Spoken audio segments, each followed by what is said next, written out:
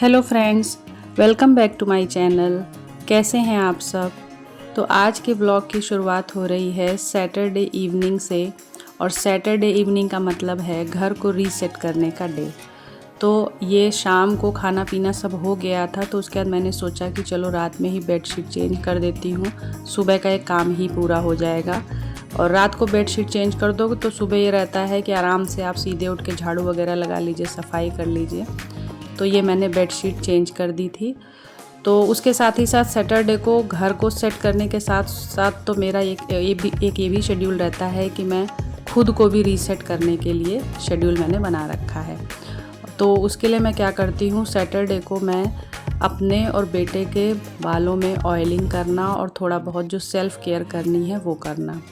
तो self care भी बहुत ही ज़रूरी है दोस्तों, आपको भी इस चीज़ का ध्यान रखना चाहिए। सेल्फ़ केयर का मतलब ये नहीं होता कि केवल आप ऊपरी तौर से जो मेकअप वेकअप करते हैं वो सेल्फ़ केयर नहीं होता है, बल्कि उसके लिए हमको इंटरनली स्ट्रॉन्ग बनना पड़ता है। तो उसके लिए हमें ऑयल वगैरह लगाना या कुछ अच्छा खाना पीना, इन सब चीज़ों का ध्यान रखना चाहिए। तो इसमें पहले मैंने बेटे के ऑयल लगाया। तो बच्चे आजकल के, उनको ऑयल लगाना पसंद नहीं होता है, उनको ये लगता है कि पता नहीं क्या है, ऑयल नहीं लगाना है। लेकिन मैंने सैटरडे का शेड्यूल सेट कर रखा है, उसके भी ऑयल लगा देती हूँ और अपने बालों में भी ऑयल लगा लेती हूँ। तो वैसे भी रोज़ का ऑयल लगाना सही भी नहीं, क्योंकि अब आजकल बाहर इतना पोल्यूशन हो गया है कि अगर आप ऑयल लगा के फिर बाहर जाएंगे तो आपके बाल और भी ज़्यादा ख़राब हो जाएंगे। तो इसलिए ये रहता है कि हफ्ते में कोई भी एक दिन आप डिसाइड कर लीजिए कि जब नेक्स्ट डे आपको हेयर वॉश करना है तो आप एक दिन पहले अच्छे से बालों में ऑयलिंग कर लीजिए, अच्छे से मसाज कर लीजिए, तो उससे आपके बाल भी अच्छे रहते हैं। और ये मैंने एक मसाजर मंगा रखा है मीशो से, क्योंकि अब तो अपने हाथ से ही तेल लगाना होता है। पहले था, अभी भी मैं मम्मी के यहाँ जाती हूँ तो मम्मी से ही कहती हूँ मम्मी चलो मेरे ऑयल लगा दो, तो मम्मी बहुत अच्छे से मसाज करके ऑयल लगाती हैं। लेकिन अब अपने आप ही करना है तो ये लगता है कि चलो ठीक है, तो इसीलिए मैंने मसाजर मंगा रखा है, उससे थोड़ा रिलैक्स मिल जाता है, काफ़ी अच्छा लगता है। फिर उसके बाद हेयर केयर करने के बाद मैं थोड़ा फेस केयर, उसके लिए मैंने एक टोनर घर पे ही बना रखा है। तो वो बहुत ही अच्छा टोनर है, होममेड है। और फिर उसके बाद थोड़ा बहुत फेस केयर करके सीरम मॉइस्चराइजर सब लगा के, तो इस तरह से आपको भी अपनी केयर करनी चाहिए, थोड़ी बहुत सभी को करना चाहिए, क्योंकि हम लोग बाहर भी जाते हैं तो बाहर इतना पोल्यूशन, धूल मिट्टी रहता है, तो इस वजह से इसका भी ध्यान रखना चाहिए। अब ये उसके बाद सुबह संडे मॉर्निंग का है, और संडे मॉर्निंग भी रहता है कि थोड़ा रिलैक्स होकर सारे काम करो। तो मैं पहले छत पे आ गई थी थोड़ा टहलने के लिए। और ये मेरे घर का एक और मेंबर है जिसको आप पहली बार देख रहे हैं, छोटा सा रैबिट है मैंने रखा हुआ है और इसका नाम है मिंकू। तो इसको जब मैं ऊपर लेके आती हूँ तो ये ऊपर खूब मस्ती करता है, इधर उधर भागता है, इसको पकड़ो तो भागेगा इधर उधर। तो मैं फिर इसके साथ भी थोड़ा खेल लेती हूँ जब भी ऊपर इसको लेके आती हूँ। अब मैं इसको लेके थोड़ी देर बैठ गई थी तो बिल्कुल शांत होके, बिल्कुल आपसे बिल्कुल चिपक के ये बैठ जाता है, बहुत ही प्यारा सा क्यूट सा है।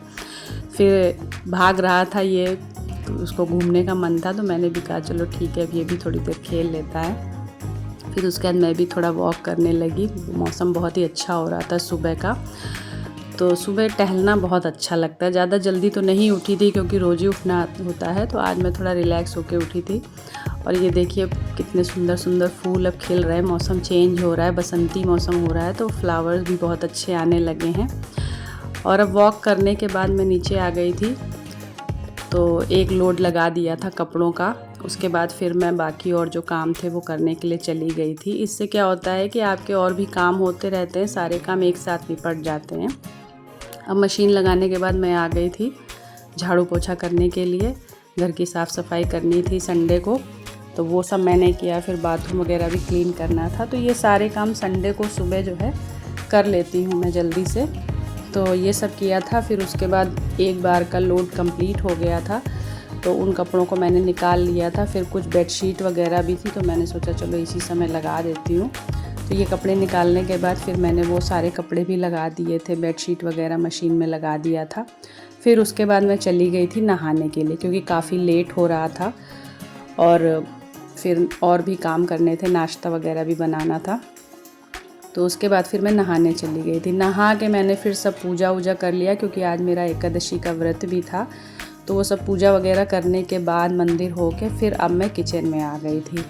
तो किचन में आके मैंने पहले थोड़ा सा जो है थोड़े से मखाने फ्राई करने थे मुझे, तो वो मैंने फ्राई किए और इधर दूध में थोड़ा सा छुहारे डाल दिए थे। तो यही मतलब थोड़ा नाश्ता भी मेरा भी, बेटे का थोड़ा नाश्ता भी ये हो जाएगा। और सुबह अभी कुछ ऐसा बनाना भी नहीं था, बेटे का भी खाना वगैरह थोड़ा कुछ सिंपल ही बनाऊँगी, या चावल वगैरह बनना नहीं वैसे भी।